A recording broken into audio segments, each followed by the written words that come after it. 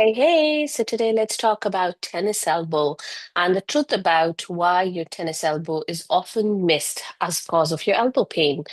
Now, if you are a busy executive mom and you're juggling those emails, errands, the endless to-do list, and now you have to deal with that nagging pain in your elbow that just doesn't go away, you are not alone.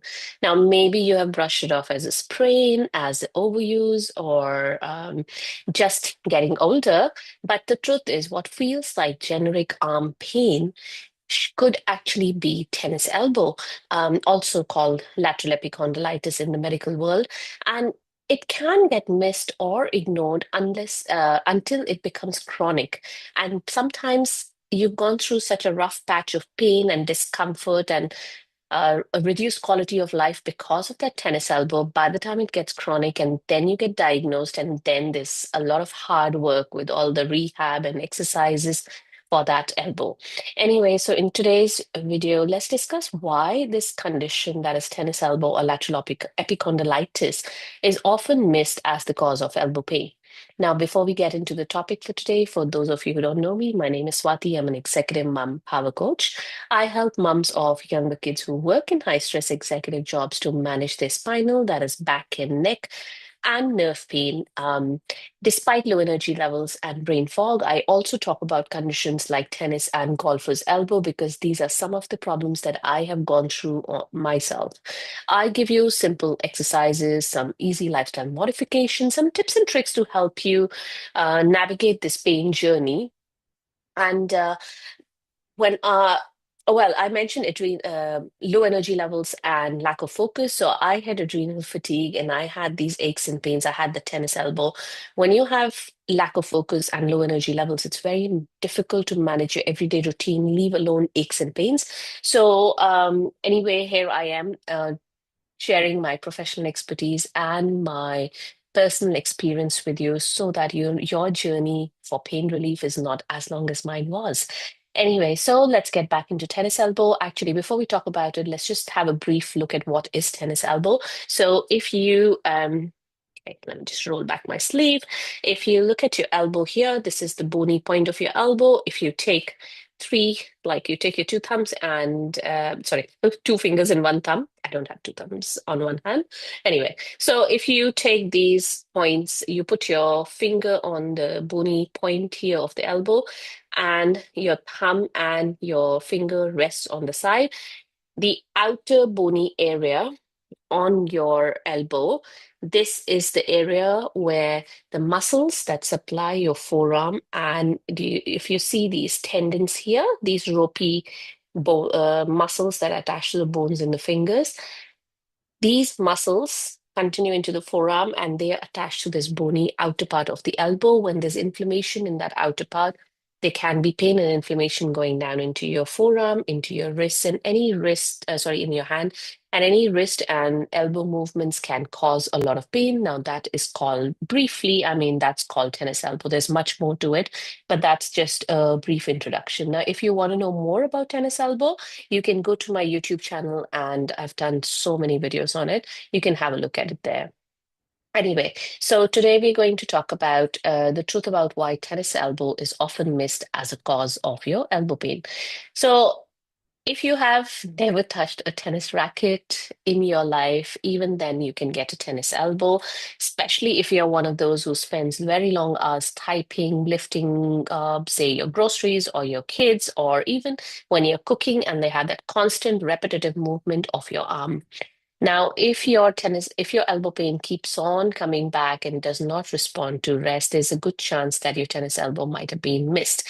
Just want to very quickly point out when you have pain on the inner aspect, this inner bony part of the elbow, and you have the pain or inflammation going down into the forearm, so not this side, on the inner side of the forearm and into the fingers here, this is known as golfer's elbow. So just wanted to give you that very brief differentiation there. Anyway, so why does tennis elbow usually get missed? It is not just about the elbow. Now, tennis elbow is more than just that localized pain that I talked about. It is a breakdown of how your arm, your wrist, your shoulder, and even your posture works together. Repetitive micro stresses on these forearm tendons often can be caused due to poor posture or faulty movement patterns. It can lead to inflammation, it can lead to pain, swelling, redness in that area. And that's why treat if you are, suppose you have a poor posture because of which, or you doing, say, repetitive typing, right? So you are doing this typing action throughout the day. You're not keeping your wrist in a neutral position, you're keeping your wrist extended, and then you are constantly typing on your keyboard, and you have tennis elbow, you are just working with hot packs, cold packs, or probably a tennis elbow brace. I'm not saying that these are not effective. They're very effective. They really helped me in my tennis elbow journey. However, just treating that will not take away your pain because you have to address the root cause, which in this case is the typing and the wrist position here. So if you look at that poor posture, that repetitive movement, etc., so sometimes those are missed out, and that's why your tennis elbow, even if it's been diagnosed, it will keep on coming back. So the deeper issues should be looked at, say your shoulder stability, your wrist mechanics, or even your neck posture. All right. So, excuse me. One thing I want to point out is I have written a blog on the same, which is goes by the same name, same topic, which is the truth about why tennis elbow is often missed as a cause of your elbow pain.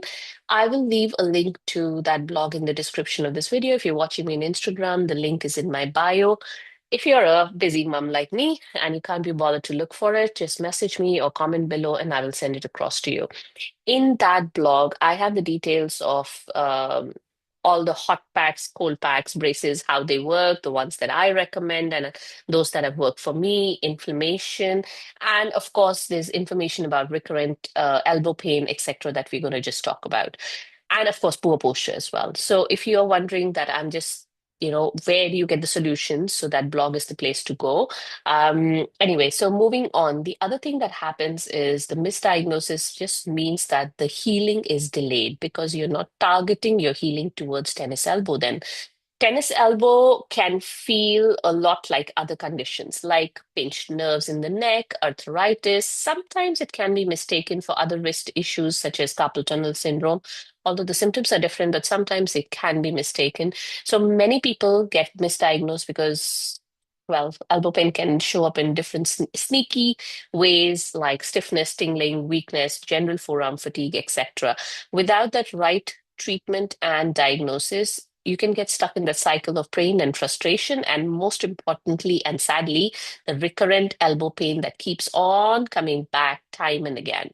Now, another thing I want to point out here, which I did touch lightly, is posture and your daily habits are the key to managing your tennis elbow.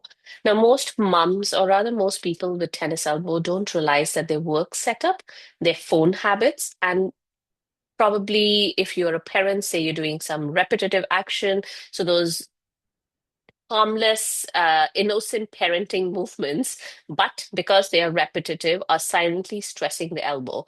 It's a small daily movements. It's not like a one big injury that will cause that chronic pain over time, but that repetitive daily movement that causes the tennis elbow.